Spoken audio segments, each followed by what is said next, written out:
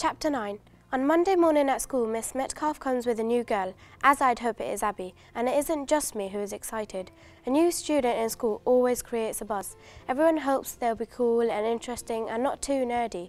Abby looks understandably scared and won't look at anyone until I wave at her and she realises it's me. Vinny, Abby is in most of your classes. You'll show her around, please, and make her feel welcome, Miss Metcalfe asks. Of course, miss, I nod. Brilliant, I think to myself. Abby is very quiet as I walk her to our next class. I can't believe we're in the same class. What a cool coincidence. Everyone is really friendly, you know. You'll soon settle in. Oh, that's good, Abby says shyly. At break time, my friends Minnie, Alex and Sheila crowd around and start to quiz a red-faced Abby. Minnie is the first to start hurling questions at her. So why did you leave your last school? Which school did you go to? Do you have a boyfriend? Sheila butts in. What mobile have you got? Alex interrupts. Are you on Facebook? Sheila says, showing Abby her Facebook page on her mobile. Abby takes a deep breath. My dad's got a job in London. I went to Elizabeth High School in Thornton. No, I don't have a boyfriend, Abby says, turning the colour of beetroot. What was the next question? Oh yes, I've just got an old Nokia. It's not a smartphone then? Alex is not impressed. No, it's my dad's old one, and I don't use Facebook either. Abby looks mortified. We don't have a computer at home. Everyone suddenly looks sympathetic, assuming that Abby's family is really poor, I expect. Minnie, the nominated girl in charge, nominated by herself that is, starts again. You'll love it here, she says warmly. It's great fun, and none of us bite, honest. Hey, homework's a total drag whichever school you're at, Alex chips in. Yes, but we do have GCSEs next year, Minnie reminds us. Shut up, Minnie, we all say, and Abby lets herself smile a bit, clearly relieved that my friends haven't given up on her already. I'm going to science club after school, I tell Abby, as we all head to our next class. Why don't you come? It's great fun. We get to do some really cool experiments. Not sure I'll be allowed, Abby says in a very hushed voice. Remember what I said about my dad? Anyway, Mum will need me at home to help with my younger sister and brothers. She's not been well lately.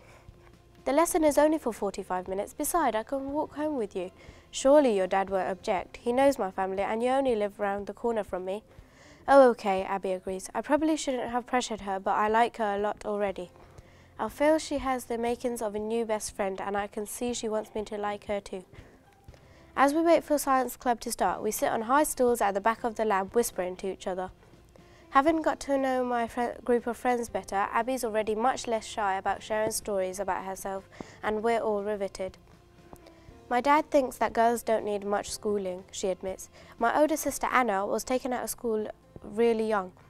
We haven't seen or heard of her since she went away to be married. What do you mean? You haven't seen or heard from your sister? I say in a total disbelief.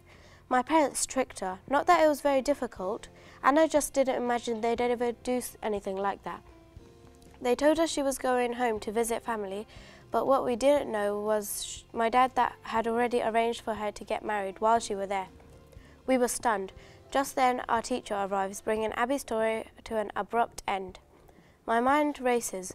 The taxi driver was one thing, but I can't believe a forced marriage like this has occurred in a family I know. 40 minutes later, we're packing away our books. I'm desperate to ask Abby more questions, but she's excitedly babbling away about the experiment we just tried out. That was so cool, trying to make those sparklers with those compounds. Shame they weren't dry in time, she says.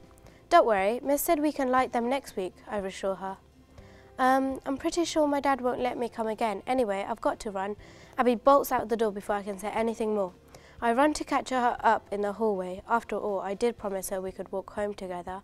Hey, wait, slow down, I say, confused to why she can't just hang on for me.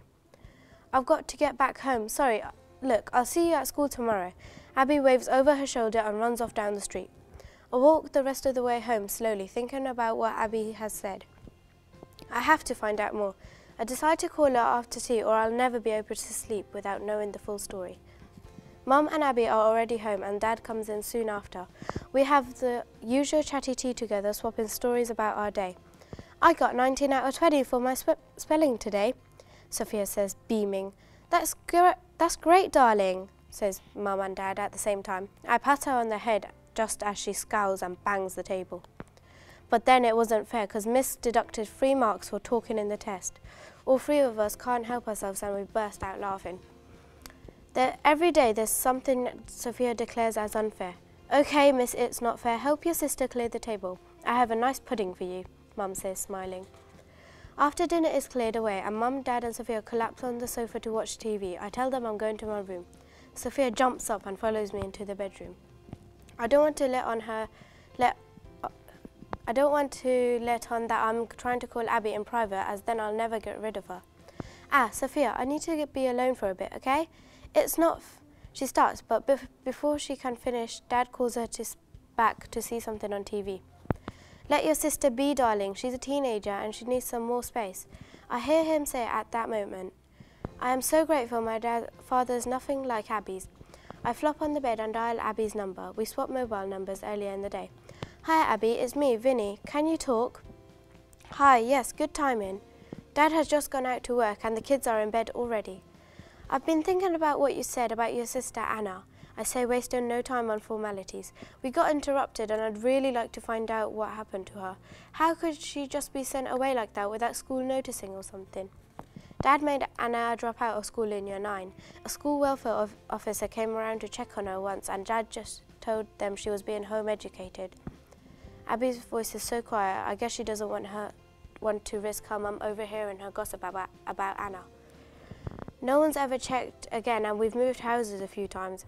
Dad made Anna stay home and look after all of us. As she got older, she was never allowed out, not even to get the shopping. Anna wasn't very good at school, so at first she wasn't bothered about not going. But when she realised her life was going to be spent at home looking after the family, she got fed up. She was okay at helping Mum, but she really struggled with the cooking. Anna was always burning things and she couldn't concentrate on anything for long. I found myself trying to help her with the chores to stop her being shouted at by Dad all the time. Abby sounds really upset. I so want to do something to help her. That's really awful. Your poor sister. There must be a way you can get in touch with her. We could think something up. There isn't, Vinny. It's too risky. I really miss her, you know, but I don't know how or when I will ever see her again. I can hear Abby crying. Every secret she tells me seems to get worse and worse, and I feel so helpless. And what if Abby is to be married off next? It seems unimaginable, but she's already older than her sister was when she was taken out of school. I'm so glad I got to speak to you, Abby eventually manages to say, distracting me from my darker thoughts. We chat some more, me mainly trying to cheer her up with my sister's latest ridiculous antics. Finally we say goodnight and we each go back to sit with our very different families.